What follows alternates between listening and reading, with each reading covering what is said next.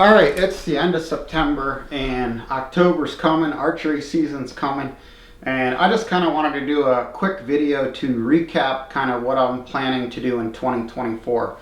So I'll show a little bit of videos. I have bought a property up in New York near my dad's farm that's 64 acres, so that was really exciting for us.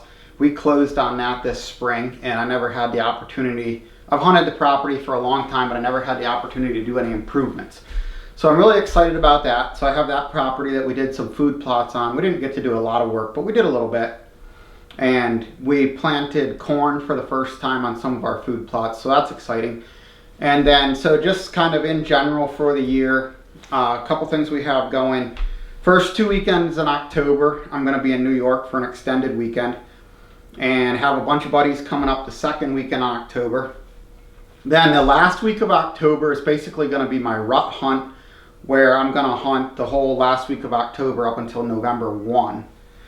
And the reason I'm doing that is because November 6th, I leave to go out west on a third season mule deer hunt in south central Colorado. That's going to be a rut hunt with a good buddy of mine. We've been planning this trip for a long time. Threw in like 11 or 12 preference points, I think, for that hunt.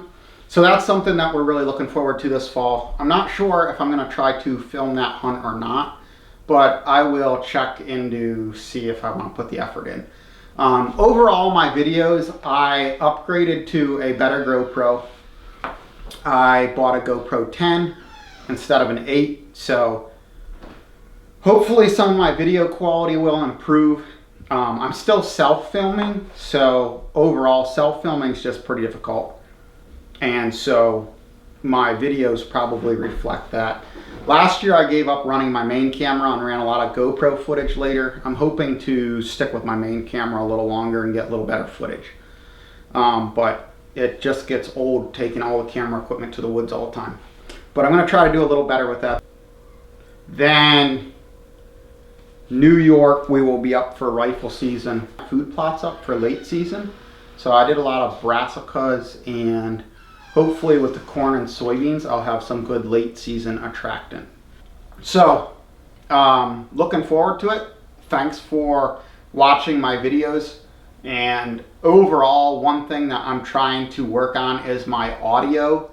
I haven't, like all of us, I have a fairly busy life, and I'm only willing to put so much into editing my videos. And so basically, I haven't put ton of effort into using my editing platform. So I feel like my audio has not been very good.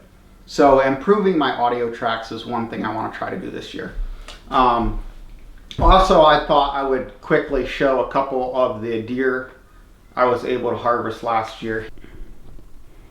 So this was my archery buck that I shot up in New York last year. I got him mounted. So he came out really nice. And then also, this is my wife's mule deer that she shot in Montana when we did a canoe trip / hunting trip. So that buck scored almost 170, and she picks on me that she has a better mule deer than I do. My best mule deer to date is that one there in the corner that I shot on a really fun hunt with my father-in-law and 2 brother-in-laws last year. And honestly, that's not a huge mule deer, but it's got a lot of mass and my personal best right now. So yeah, this is also another New York State buck off of one of the properties I hunt up there. I mounted that deer not because he was really big, but because that was the first buck I shot on property that I owned. So that was special to me. So anyway, just a quick little bit of what I have going on for the fall. Hope you all enjoy these videos. Alright, so I was doing a little work here at the camp and came outside and thought I would just show you guys kind of what it looks like and what we have set up here so far. So we have this field, and then that field, a couple acres of clover, and then basically I own up to the top of the ridge. There's 64 acres here, so pretty decent sized piece. As you can see, there's the driveway and the little trailer. It's old, but it's still in decent shape. And then we have this oversized 2-car garage, and then garage there, and then the lowest building there is pretty nice. I'll just go in there once. Look at these hills. Beautiful color up there.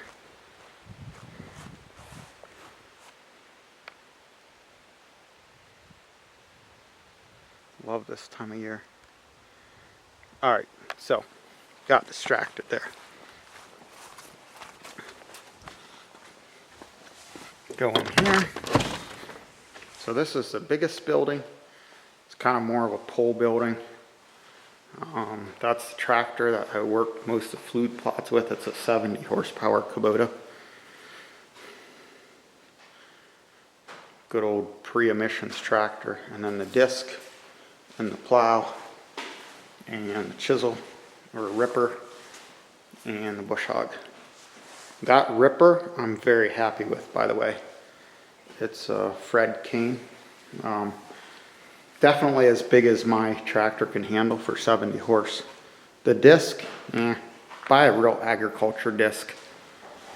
And then this I usually pull with the 4-wheeler, put it in the bucket of the tractor to move it around. That's my little packer. I really need to get a bigger one. I just haven't upgraded yet. All right, so this is going to be corn. Get these glasses off. This is the first year that I've tried to plant corn, so I've got this strip up here. That buck I shot last year, I shot up in that fence row behind me there. And there's some red pines there, and then there's hay up here.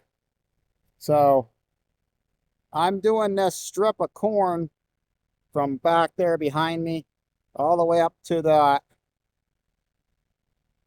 fence row up there where I shot that nice deer last year. So I'm looking forward to this. I think it's going to hunt pretty sweet with we're going to plan on hunting the corner of those red pines as one of the primary sets, and there's going to be switchgrass on the end of this field, and then on the other side of it, it's going to be soybeans and fall greens. So yeah, it's kind of exciting for us. There's the corn planter I restored this winter, and it's working pretty good so far. And then down on this end, at the tower blind, the corn's going to end, and then there's going to be a 1/4 acre of soybeans. And then there's a food plot back in behind there that is going to be greens, brassicas and oats and peas probably. So be very curious to see how this hunts this fall. Hopefully that we get some rain and this corn grows.